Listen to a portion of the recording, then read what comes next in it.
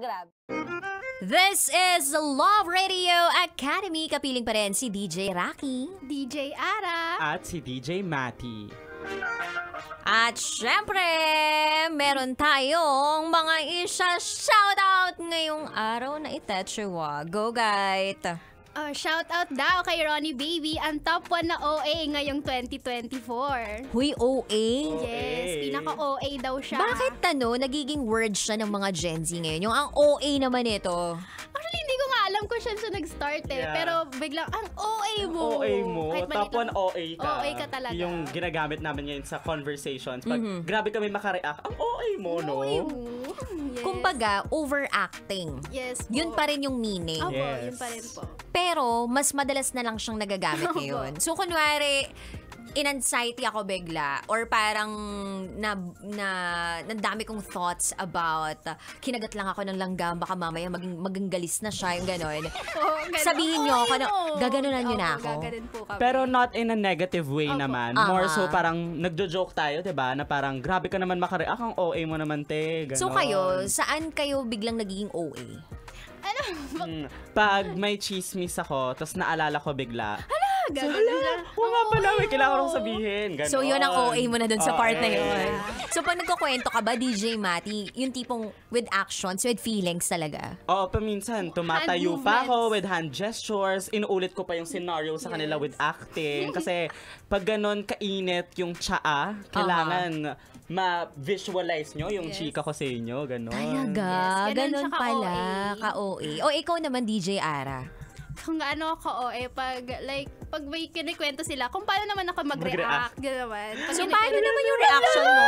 So, lumalaki butas ng ilong mo, lumalaki bibig mo, ganyan. ganun po. Pero, kahit ganun si DJ Ara, pinapakita niya kanina yung reactions niya, ang ganda niya pa rin.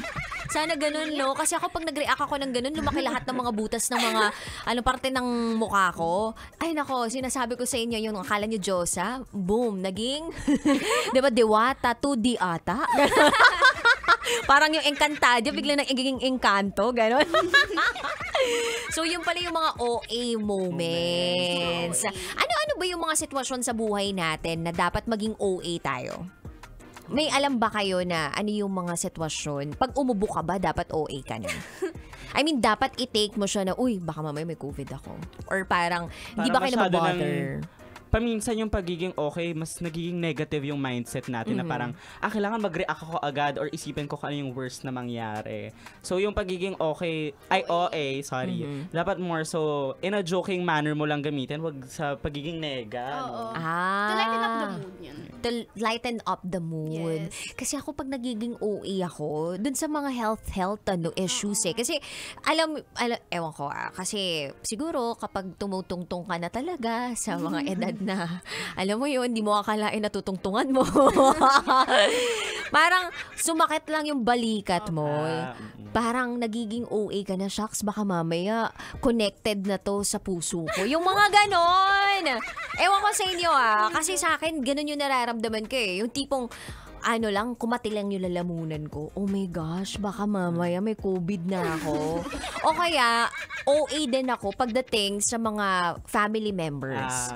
Kasi feeling ko, kapag ikaw talaga yung tipo ng tao na laging nalalapitan, kapag may aberya sa pamilya, magiging OA ka talaga eh. Lalong-lalo na kapag health yung pinag-uusapan. Kasi kahit gaano ka pa kayaman, kapag usapang health yung pinag-uusapan or kapag usapang health na, mauubos at mauubos yung pera mo pag wala kang insurance and all. Kayo ba, pag darating yung time na or pag dumating yung time na mag-work na kayo, mag-i-invest ba kayo na maging OA pagdating sa health ninyo? Siyempre po, kasi you'll never know what's going to happen. Kaya dapat prepared ka kung ano man dapat yung mangyari. Kailangan may money. Agree ako doon na parang dapat may sinisave up kang pera for medical emergencies, whether it be for yourself or sa pamilya mo, no? So yun, important talaga. Kayo, may mga nararamdaman ba kayo ngayon sa health ninyo?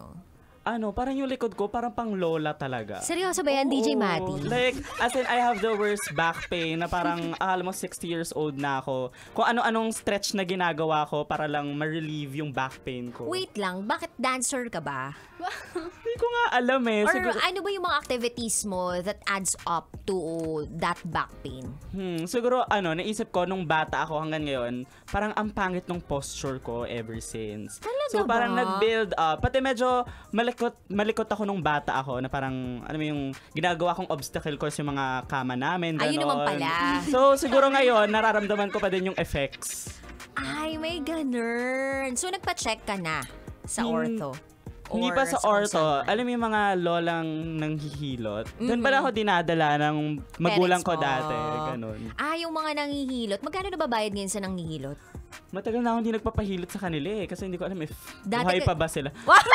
True! Hindi, seryoso, kasi yung mga manghihilot, medyo matatanda na talaga sila eh. Tsaka ito yung mga OGs. Yes. Alam mo yung kapag may pilay ka, dalhin ka lang ng magulang mo doon para biglang gagaling ka na. Ngayon, nakaramdam ka na parang, alam mo yung may pilay ka, kailangan mo daw i-x-ray, tapos papatingin ka sa ortho, titingnan kung may fracture ka, tapos Yes. ooperahan ka kapag legit na talagang need ng surgery. O, di ba? OA OA yun. siya. Pero dati, parang tinulak ka lang ng ganun nung manghihilot, biglang okay ka na. So, in fairness naman, napasa pa pala sa iyo Yun yung nga manghihilot eh. na yun, ah. How about you, DJ Ara? This past few months po, parang lagi akong nagkakasakit na. Oo nga. Parang sipon-sipon, ubo. Siguro dahil sa weather din kasi syempre nagko-commute ako to school, init, lamig. Kaya ayun po. Yan yung mga katawan ng pangmayaman. Diba? Hindi sanay sa initan. Hindi sanay sa initan. Kasi pag may mga ibang tao binilad mo sa araw, tapos nilagay mo sa lamig, wala magiging epekto sa kanila. Na-elibs ako dun sa mga tao, actually sa mga bata, yung mga nasa lansangan.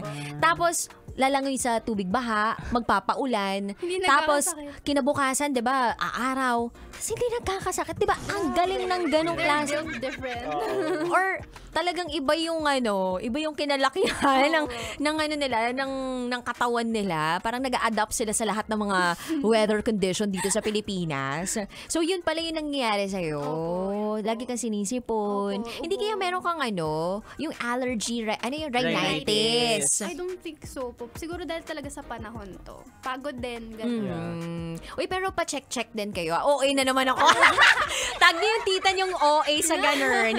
Hindi kasi merong ganun. Yung hindi mo alam na, meron ka na palang allergic rhinitis na sa dust nang gagaling, sa mites, or sa kung saan man. Hindi mo lang akalain. Ganun. Okay na rin na maging health conscious Maging tayo. OA. Maging OA din sa health. Yes. Kasi para hindi muna tayo lahat mamatay.